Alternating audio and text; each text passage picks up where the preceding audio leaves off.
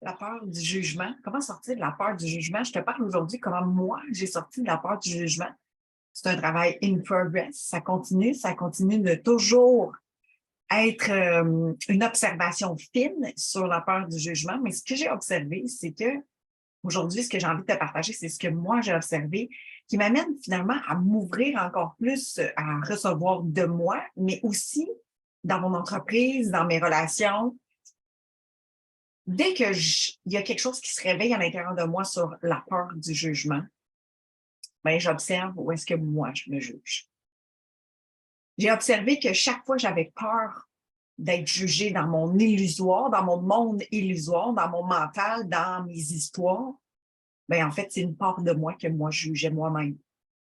Fait que tant aussi longtemps que j'avais un regard qui me jugeait moi-même, tant aussi longtemps que moi je me juge, tant aussi longtemps que je me juge dans tout. Quand que je me juge si je suis fatiguée, je me juge si je me juge si c'est pas assez. J'ai une réussite, j'ai une célébration, puis finalement, je la juge parce qu'elle n'est pas encore suffisamment grande.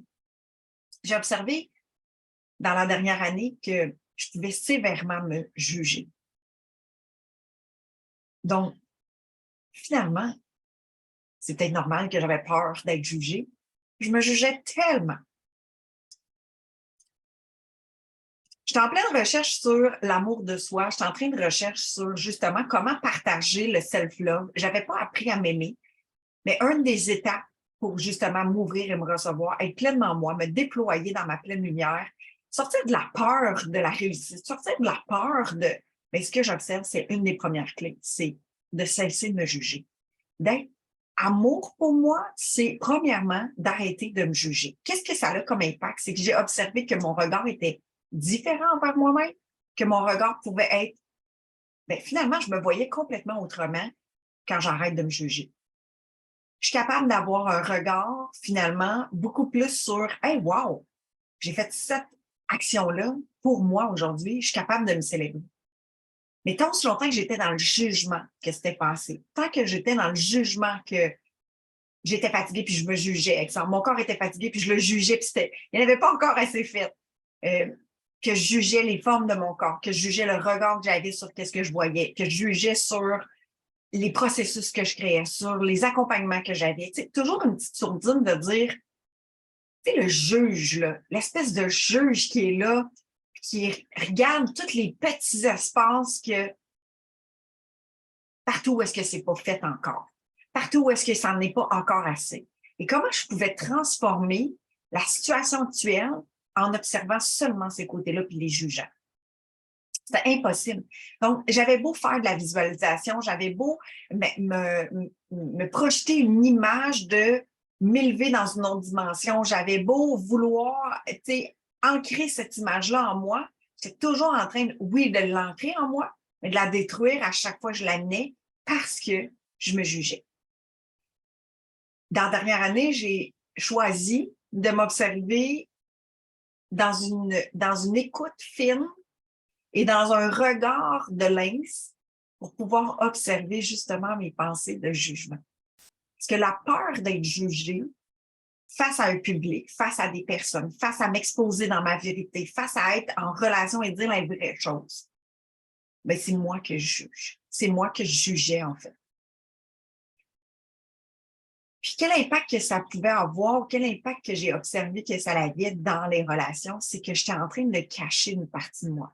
J'étais en train de ne pas dire réellement la vérité et d'essayer de camoufler ce qui se passait vraiment dans moi.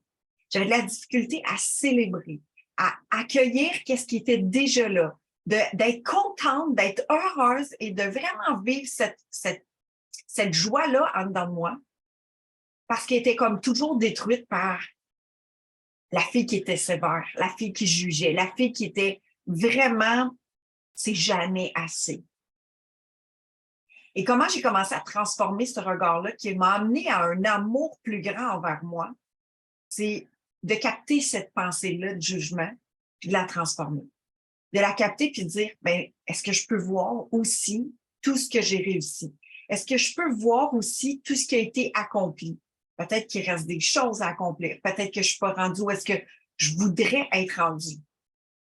Mais est-ce que je suis prête à savourer, à ancrer en moi ce qui est déjà accompli, ce qui est déjà merveilleux, ce qui est déjà wow, ce qui est déjà magnifique.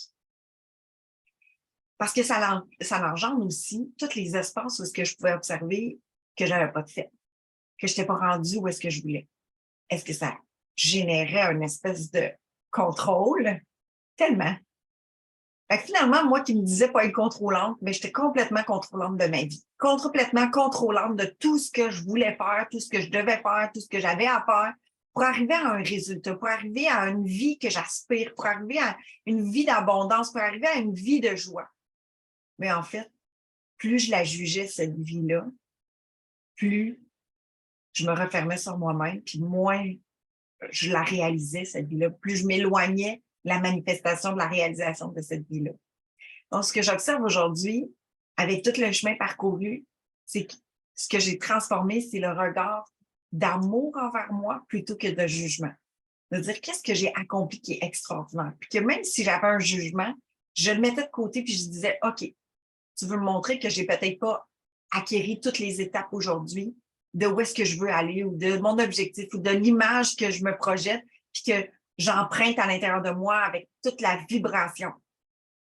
Mais est-ce que je peux maintenant voir qu'est-ce que j'ai réalisé, qu'est-ce que j'ai créé, le vibrer, le résonner à l'intérieur de toutes mes cellules pour que ça résonne à l'intérieur de moi, à l'extérieur de moi, dans toute ma vibration, dans tout mon rayonnement. Et tant si longtemps que je restais dans le jugement, mais je restais dans le manque, je restais dans la souffrance de mon être, j'avais de la difficulté à être vraiment dans ma joie complète, dans l'incarnation de toute ma joie. Je voyais plutôt qu'est-ce qui n'était pas là que plutôt qu'est-ce qui était là. Fait que j'étais tout le temps dans le jugement. Alors, la peur du jugement, quand je pouvais la voir à l'extérieur, quand je dis, OK,